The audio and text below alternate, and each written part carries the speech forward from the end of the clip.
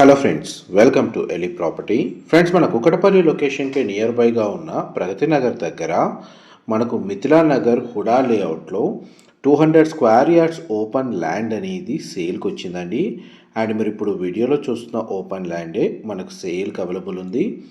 ఈ ప్లాట్కి వచ్చేసి west facing main entrance అండి. 200 square yards land area, dimension వచ్చేసి మనకు 30x60, 40 feet CC road approach road ఉందండి.